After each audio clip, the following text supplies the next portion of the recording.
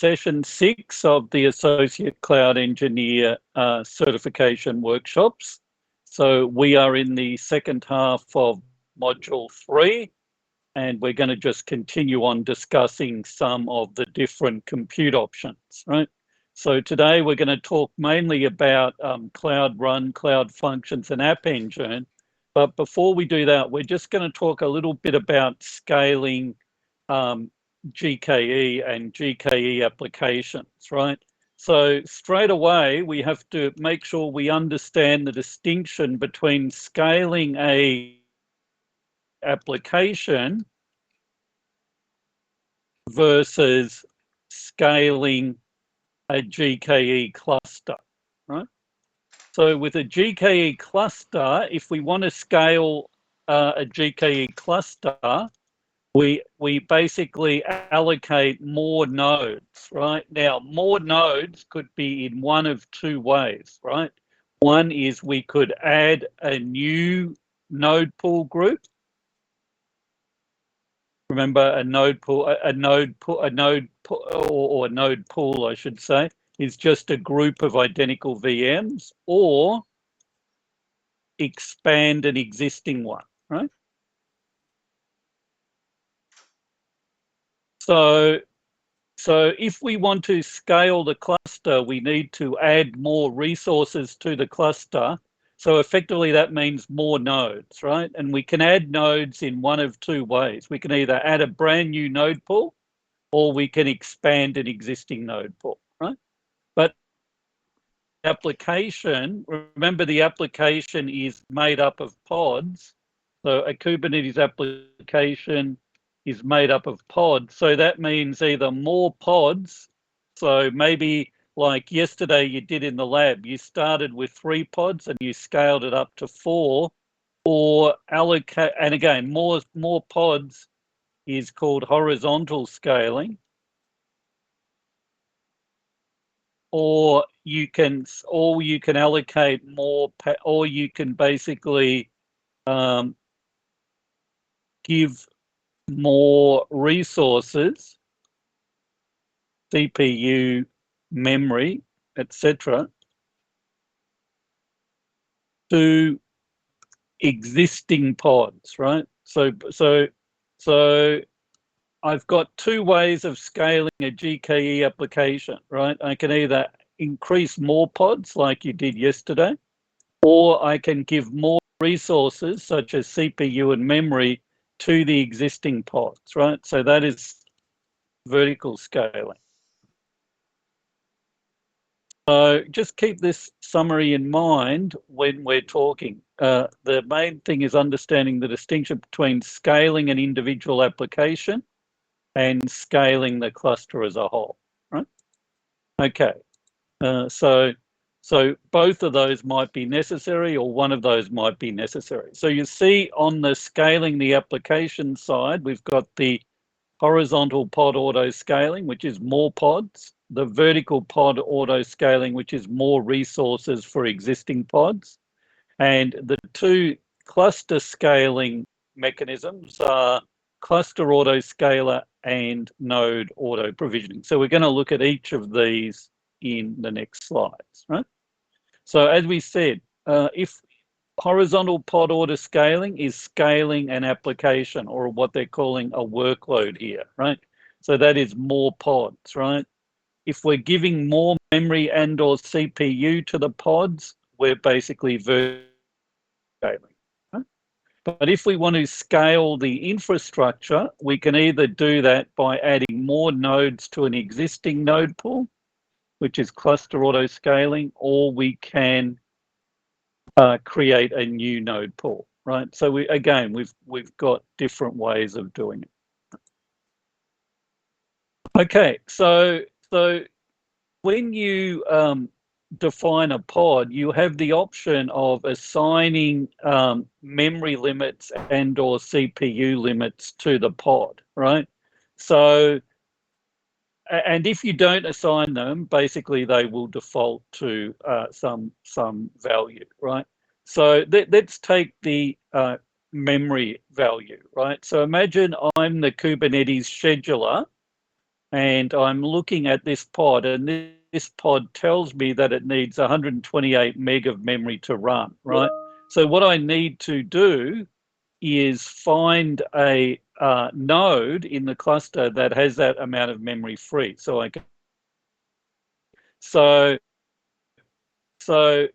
having limits on CPU and memory is just an indicator to the scheduler so he can determine which node in the cluster to put the pod on, right?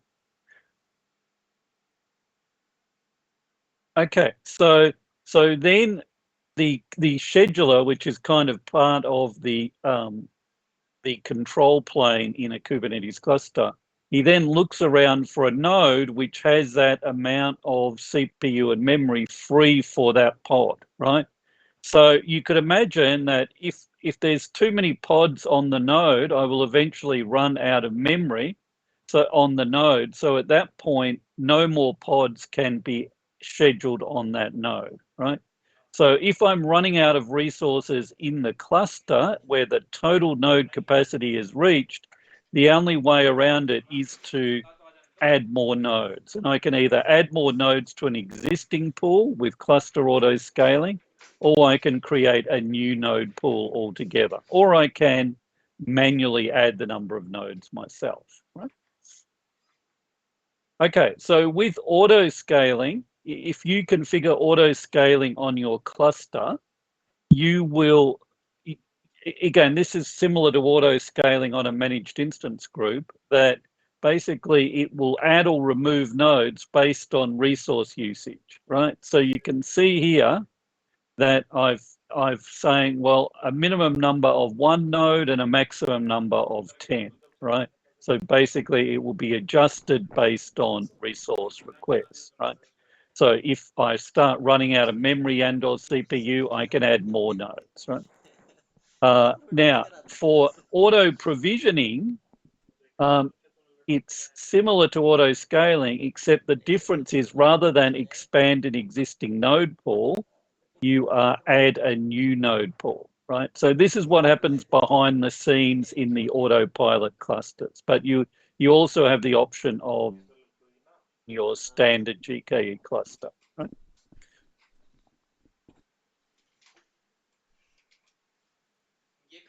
Okay, so again, both cluster auto scaling and node auto provisioning add to the number of nodes, but cluster auto scaling increases the number of nodes in an existing pool. Node auto provisioning adds a new node pool, right? So they've got different use cases, as you can see, but both of them expand the resources available to the cluster as a whole, right? Okay, so let's see that.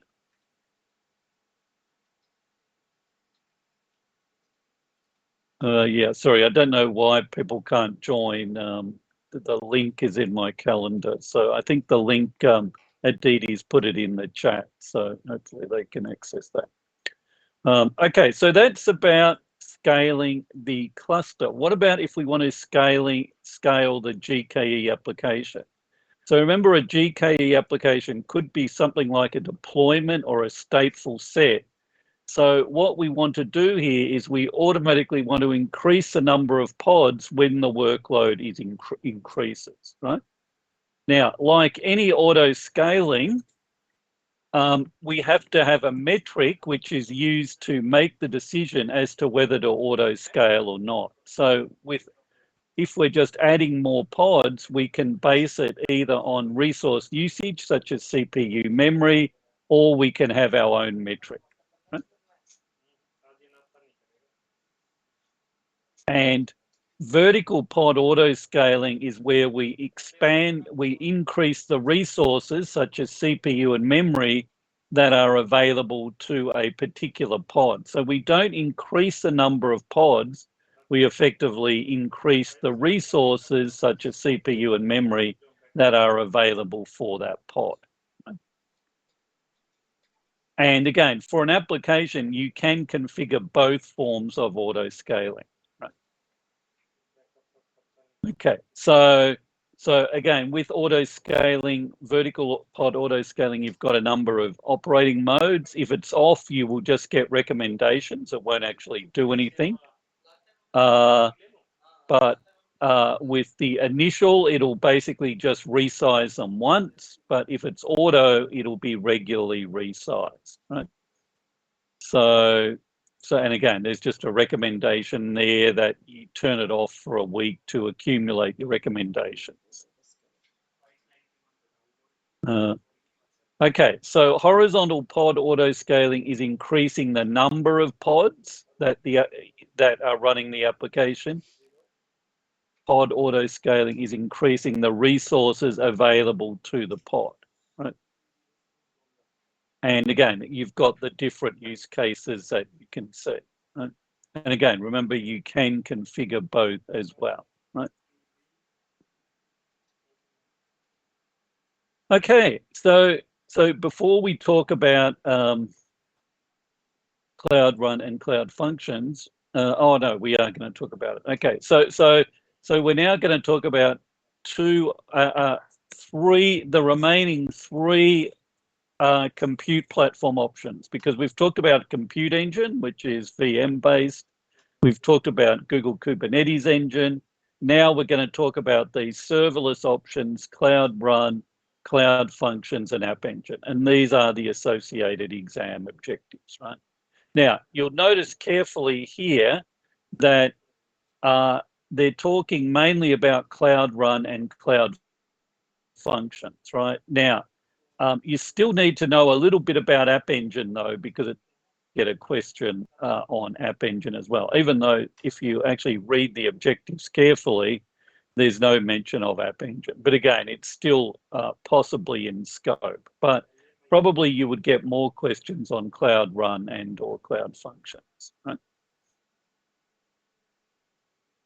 Okay, so there the first one we're going to talk about is, and again, there's Cloud Run, and again, there's the sketch note. Again, you can read that and have a look at that in your when you're revising the material.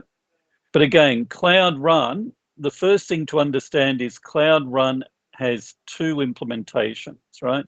One is Cloud Run as a fully managed environment. So if you want to run your Cloud Run service in the fully managed environment, there is no infrastructure to manage. So all you need to do is, and remember, Cloud Run runs container images. So you need to have a container image already with your app.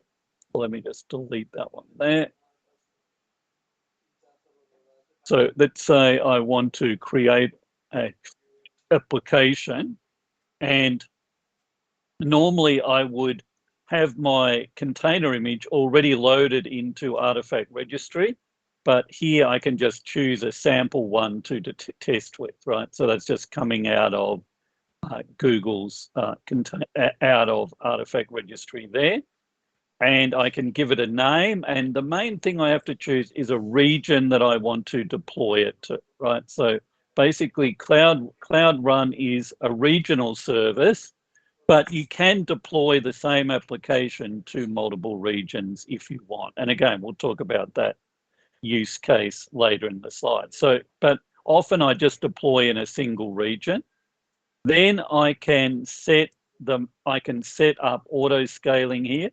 So this determines the minimum and the maximum number of instances that I want created. And again, this will, of course, depend on how many concurrent users of the service I have. Also, do I want the Cloud Run service to be public? So to allow access from the internet, that is the most common scenario. And also, do I require users to be authenticated, right? So if it's a public service, I would choose allow unauthenticated invocation. But if I want to, I can require that users have been granted permission to run the service. But in this case, it's a public service, so I can just go ahead and create it. So So this is creating a Cloud Run service in the fully managed environment. All I need to do is bring my container image. Once I've got my container image, I can just deploy it into that managed environment. And again, if I click on the link and just run the app, you'll see that's that demo service that I just configured, right? So if you have a very simple containerized application and you want it to run in a fully managed environment, Cloud Run is a good choice, right? Now, the other platform for Cloud Run is Cloud Run for Anthos. So as Anthos is a kind of application that runs on GKE, right? So you would generally only use Cloud Run for Anthos if you wanted to run Cloud Run on-prem, because Anthos can run in Google Cloud. It can also run on-prem and so on. So if you had a hybrid multi-cloud deployment, then you might use Cloud Run for Anthos. But probably if you just have a simple containerized application and you don't want to have to manage any infrastructure, then Cloud Run fully managed is a good choice. So we'll be concentrating on the fully managed option. And again, it's serverless because, again, and it runs individual containers, right? And we talked about the distinction between fully managed and running it on Cloud Run for Anthos, right? Okay, so just pause there, see if there's any questions. No, okay.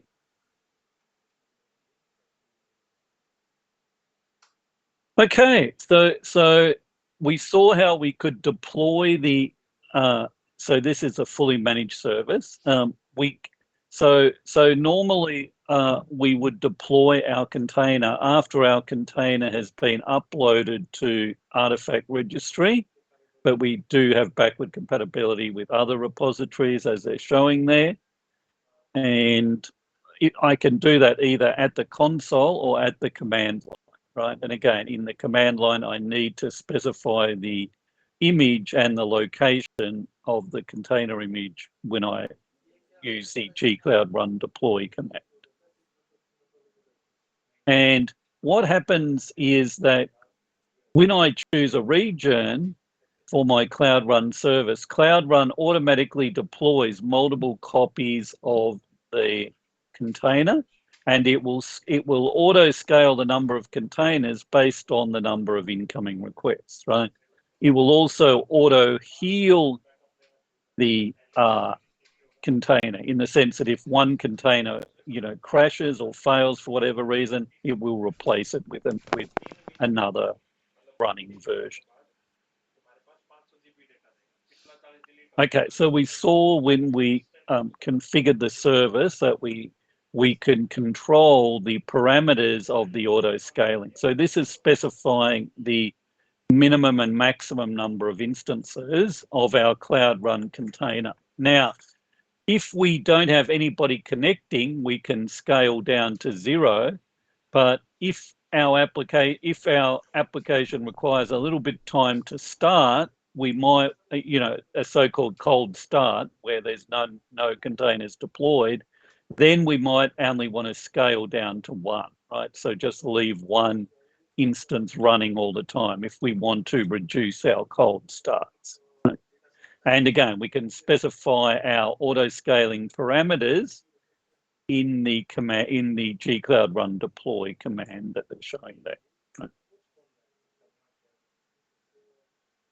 Now, you'll notice that when I created my Cloud Run service, I basically just chose a region, right? So what will happen is that Cloud Run will automatically deploy a copy of my service to multiple zones within the region, right? So normally there's 3 zones in a region.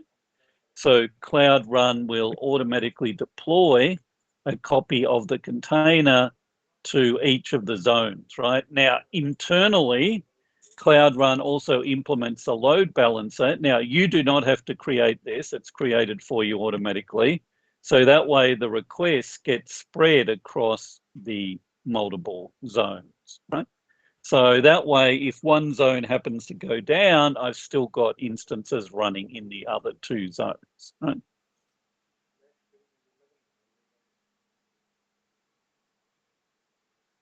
Okay, so what about a scenario where I'd written my application in Cloud Run, but I had users all around the world, so maybe in USA and in Europe. So what I want to do is I want to deploy the same application in two regions.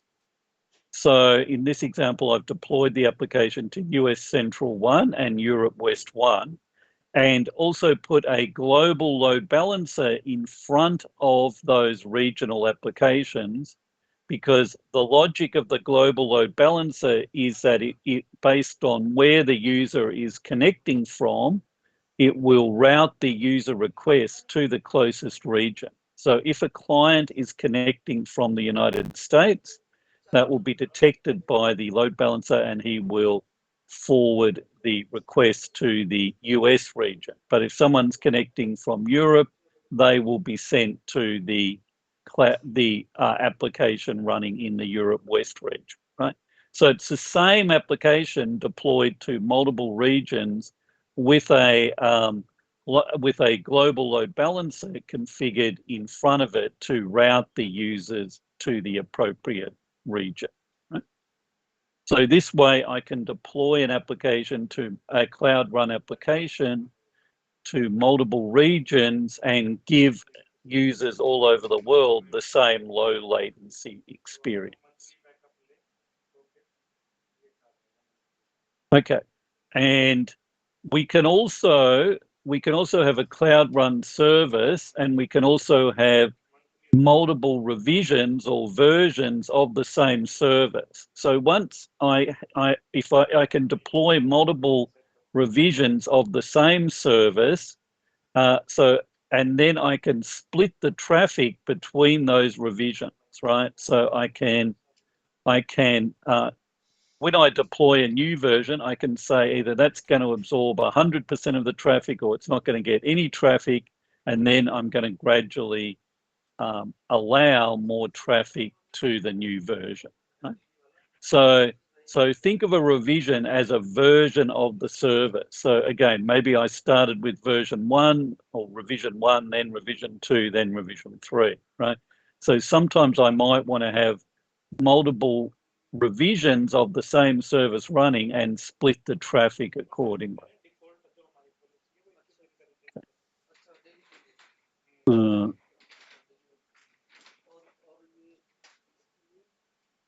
Okay, so that is what they're showing here. So basically, I've deployed multiple revisions of the same service, and I can use this for things like canary deployment. So canary deployments is when I've got a new version and I just want a small amount of traffic, maybe 10% to go to, or in this case, 5% to go to the latest revision, right?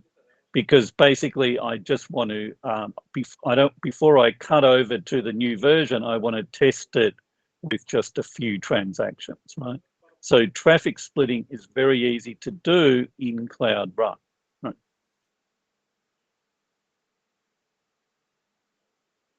Okay, and the other thing we can do is our Cloud Run service can be invoked directly via HTTPS, as I showed you before, or it can respond to EventArc triggers, right? So basically with EventArc, it's kind of a event framework within Google Cloud. So what you can say is that when a particular event occurs, so here they're showing storage events, right? So let's say an object is deleted or an object is created or an object is archived or something, right? So in response to any of those events, I can run my Cloud Run service, right? So these EventArc triggers can be used to trigger my Cloud Run service. And there's literally hundreds of events that I can configure, which will trigger this, which I can use to trigger my Cloud Run service.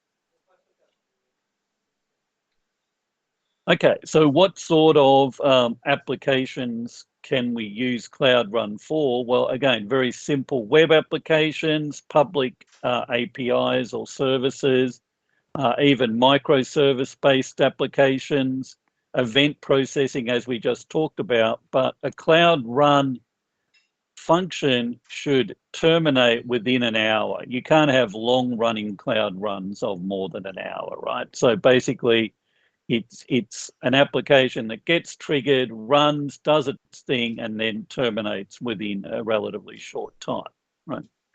So it's not meant for long-running SAP applications or something like that. Right?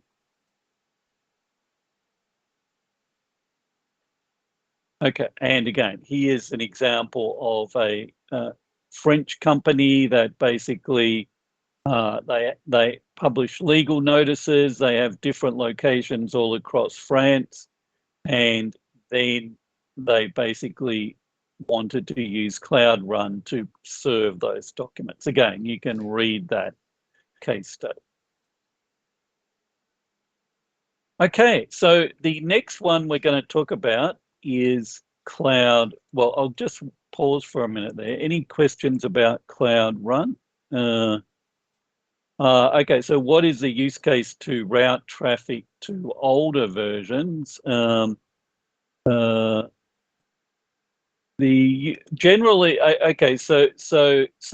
Generally you can split the traffic, right? So the rules are that you can split the traffic, but the use case for going back to a previous version is recovering from a blue-green deployment, right? So generally with blue-green deployment, right? So if we just, so generally, I might have the following scenario.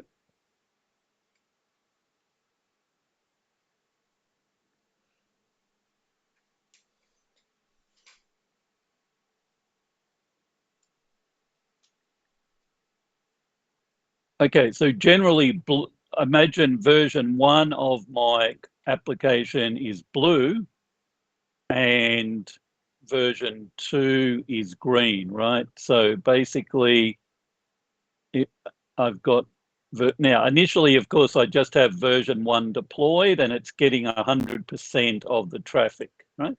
So this is my initial scenario, right? Now in blue-green, the scenario is I deploy green as well. I've still got blue, of course, but I deploy green. Now, with blue-green, it's an immediate cutover, right? So then the cutover is 100% to green, right? Now, the recovery scenario is if there's something wrong with green, then I need to fail back the traffic. Whoops, sorry, that should be red, but you get the idea. I need to fail back the traffic back to the old version, right? So that would be a scenario when I'm recovering from a failed deployment where I would send the traffic back to the older version, right?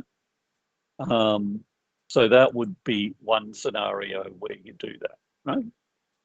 That's probably the main one that I can think of off the top of my head. It's not so much that you define rules, but you define splits, right? So the split is, and you don't do this in the load balancer. You just do this in Cloud Run itself.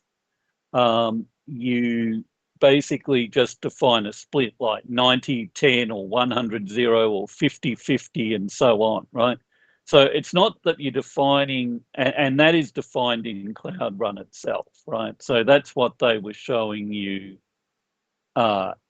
here, right? So basically this is in Cloud Run itself, right? You're just defining the split and you're defining the percentage of the splits, right? So this can be used for canary testing, for A/B testing, thing for blue-green deployment. It can be used for a range of scenarios, right? And as we said, implied in blue-green is the ability to roll back to a previous scenario, right? Previous revision. Okay. Any other questions on Cloud Run? Look.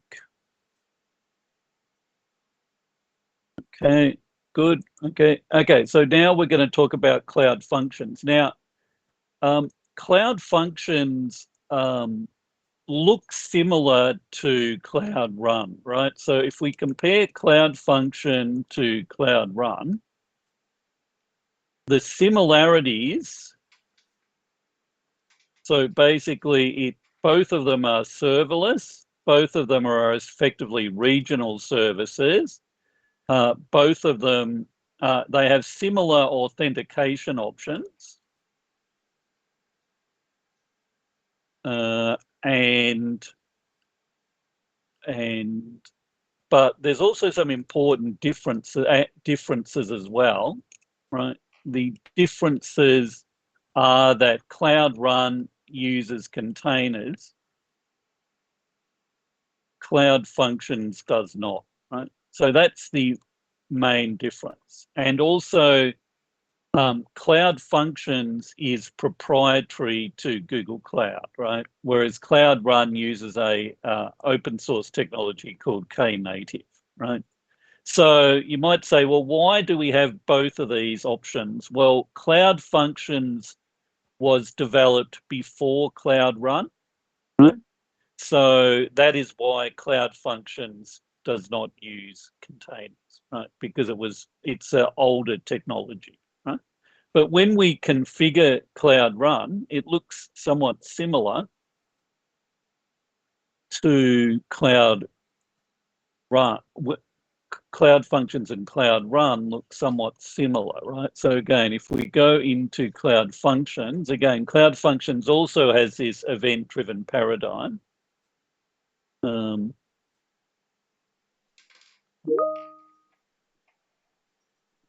And so when we create a function, so again, we've got first gen or second gen, right? But let's just choose second gen. And again, notice we're choosing a region, just like we did with Cloud Run. And we're also choosing a similar authentication option, which is also similar to Cloud Run. Do we require authentication or not? And we also have access to the event arc triggers, right? So you'll see the triggers.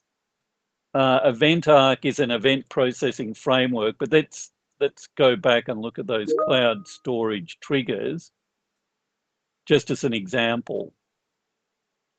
So what you've got, and again, this is more a developer thing, but what you've got to imagine is that when particular events occur, you want the function to run, right? So this is the same with Cloud Run and Cloud Functions. Both of them support these event arc triggers, right? So let's say I create an object in a bucket, a designated bucket, that will cause my Cloud Function to run, right? And so I have that kind of event-driven paradigm in Cloud Run as well with event arc. But the difference with Cloud Functions is that it does not use containers, right? So well, let's just say I'll just click on next here. You'll see that here I just upload my source code directly. I do not need to create a container image beforehand like I did with Cloud Run, right? So even though they also use,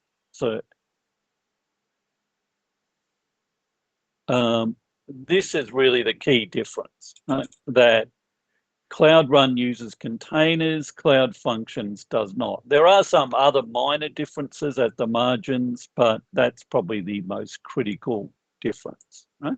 And also, yeah, and as I said, Cloud Functions is the older technology, right? So that's, people say, why have they got both? Well, history in a word, right?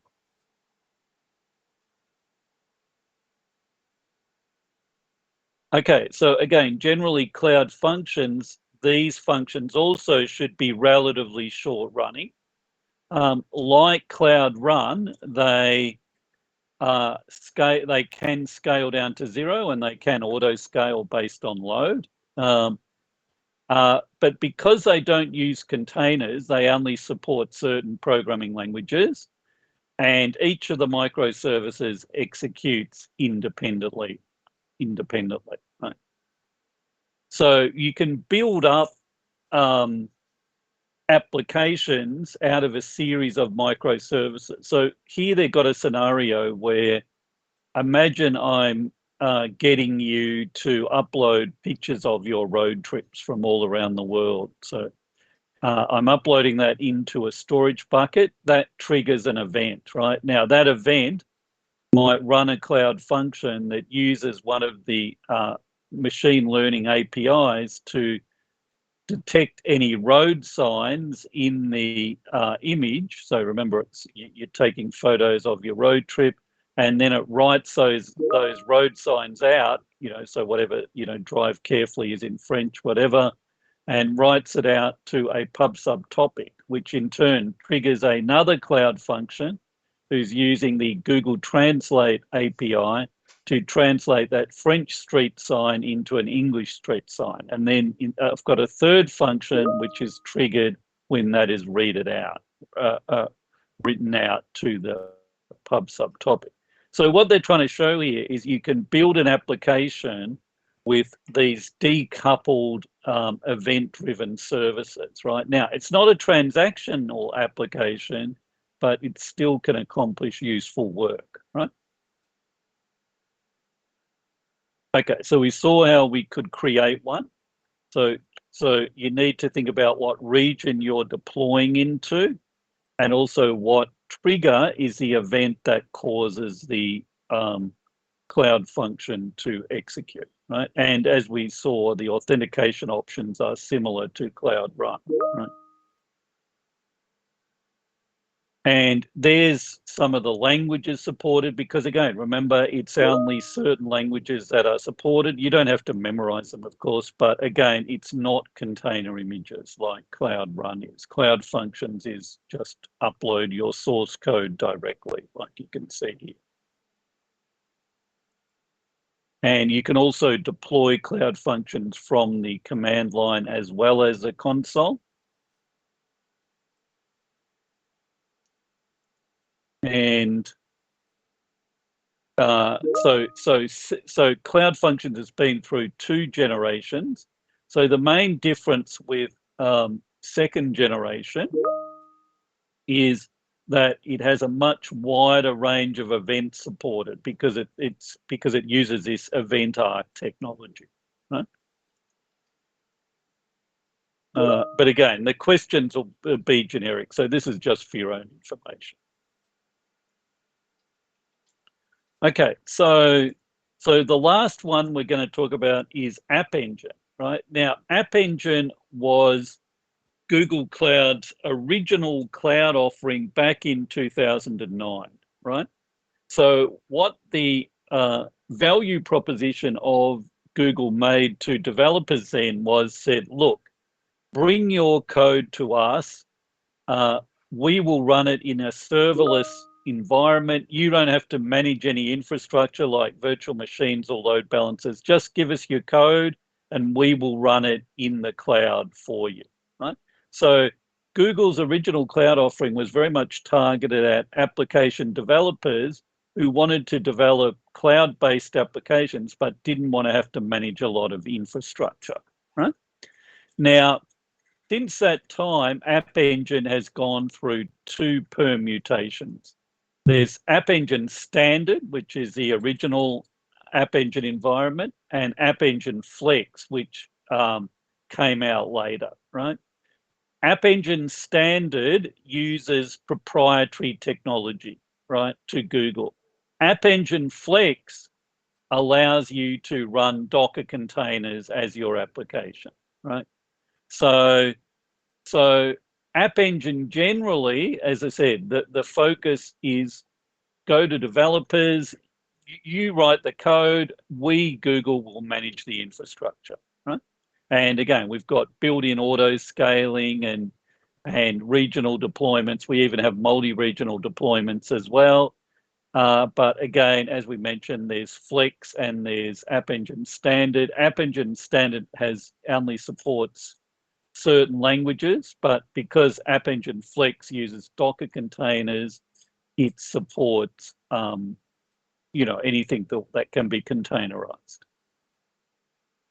Okay, so App Engine Standard is actually more scalable. It's more responsive. It's kind of like often when you use proprietary technology, you can, because you're not worried about compatibility with other environments, the technology can be stronger.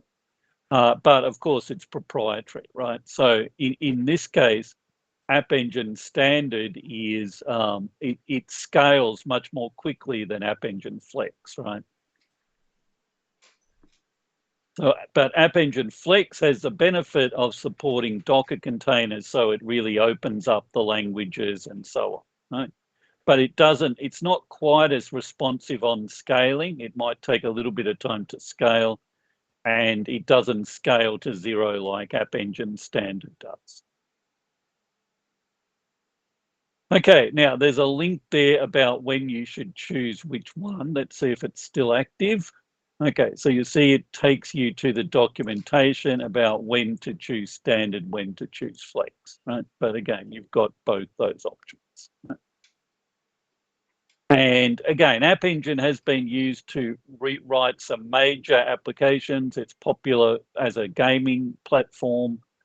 There was a game a few years ago, some of you may remember, called Pokemon Go that was written on App Engine.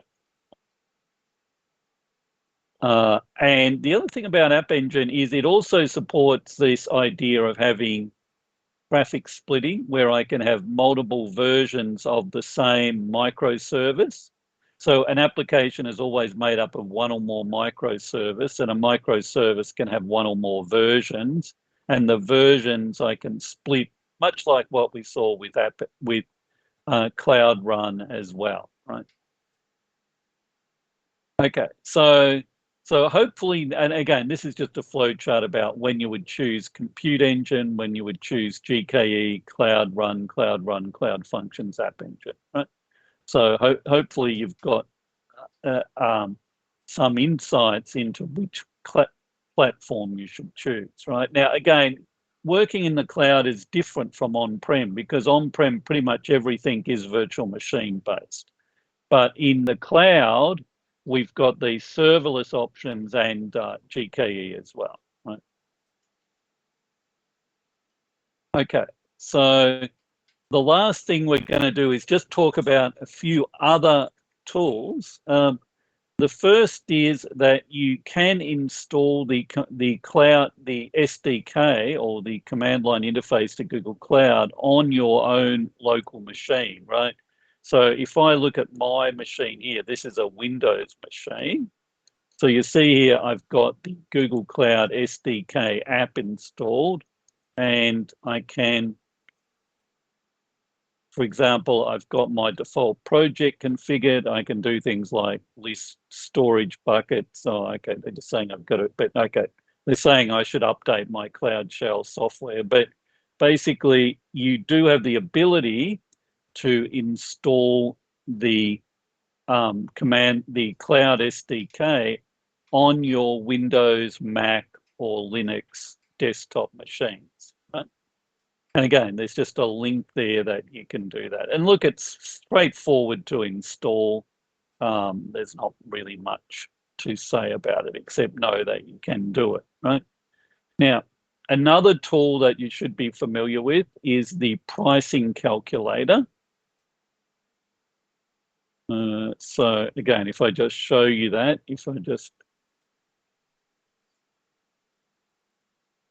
where I can get estimates of my Google Cloud pricing, right? So you'll see if I go to the pricing calculator. So again, I'll just send you this link if you haven't seen it before. but it's something you should be familiar with. So, sorry.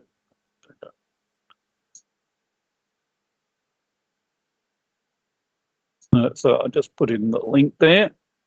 Now, again, how can we use this? Well, imagine I need to price up a system where I'm using 10 N1 8 machines in US Central. And let's say each of those machines also has 50 gig boot disk. And I also am going to need 2 terabyte of cloud storage. Right? So I want to get a price for this system, right? So what I would do is I would go to the pricing calculator, and then I would look for the service. So just let me refresh that. That looks a little bit distorted. Just put in the link. Okay, so that's better. You see now it's showing up properly. Okay, so then I'm looking for compute engine. So what did I say? I said 10 instances, and I said basically N1, 8 or whatever. So basically just choose the type, and let's just choose them. And each of them has a boot disk of 50 gig. And I think the rest things we can default, so we can add that to the estimate. So you see over here, that's going to cost me a bit under 2,000 US. So this of course is per month, right? And I also want to add in the cloud storage. So I would look for the service here across the top. These are all the different Google Cloud storage. There it is there. And that's, what did I say? I said standard storage and 2 terabyte. So just choose that there. And again, add to the estimate. And you'll see, so there's my first item, there's my second item, there's my total. So what I can do is I can then print that, or I can email that to myself, whatever, right? So basically, pricing calculator I can use to estimate costs, right? So not too much to that. And the last thing we're going to talk about before the break is Marketplace, actually. And Marketplace allows me to deploy ready-to-go applications, right? So let's just say that my boss wants me to create a Nginx deployment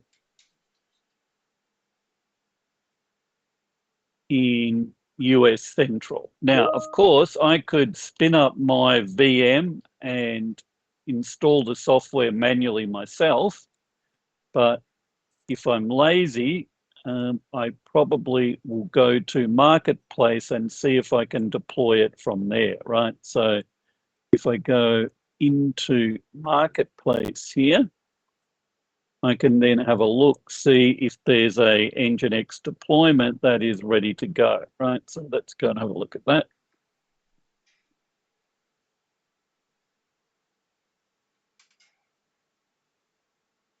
And so we can just search for Nginx. Now, again, I'll search for Bitnami because they're a good provider of open source software. And there it is there, right? So I can choose that. And I can get, now again, basically it tells me about Nginx.